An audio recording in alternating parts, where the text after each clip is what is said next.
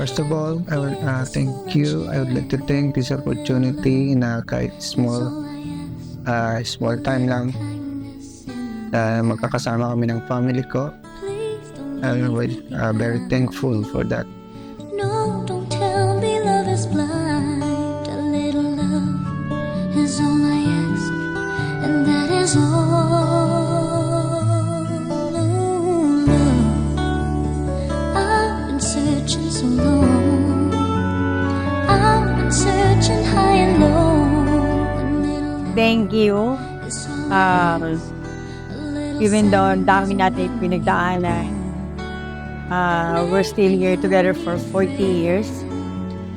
I didn't expect that we're gonna last like this, but with God's guidance, we get through with everything. I wanna spread my wings, but I just can't fly.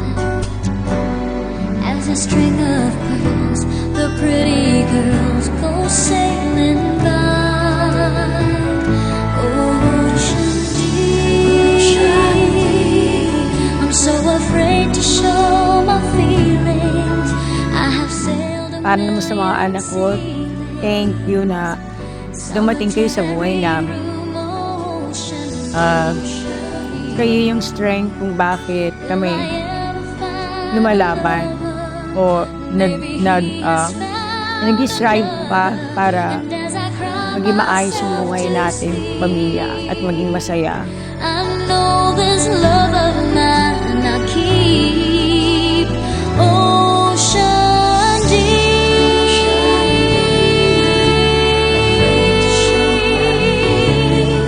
I'm so lonely, lonely, lonely. I'm also thankful for them that na kahit paano makikita ko sila and magkasama-sama kami. Will I ever find a lover?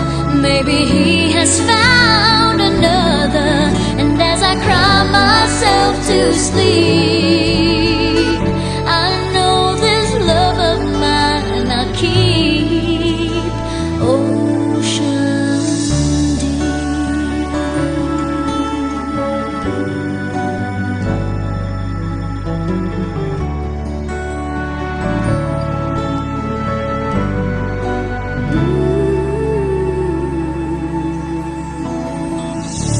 Ang dami-dami natin pinagdaanan. Sobrang dami na hindi ko na mabilang. Ang daming ups and downs. Nagpapasalamat ako kasi ang haba ng pasensya mo sa akin. At saka wala akong masabi dahil napakasipag mo, napakabait mo, napaka-generous mo. On the road, I've been away for far too long, but now I'm on my way back home. I hear the west winds calling out my name. They telling me to head your way, down your road and past your gates. Keep your eyes on the horizon. I was looking to belong when I'd And I already hope found this event will not be the last na dapat meron pang sana sa susunod. Won't be long. I'm there before the setting sun, for you to fall into my arms, a place I call my home. I was looking to belong when I already found my home. Thankful lang ako dahil palagi ka nandiyan sa tabi ko, sumusuporta sa amin ng mga anak mo. Lalo ngayon meron ng apo, so doon naman tayo ngayon sa mga apo.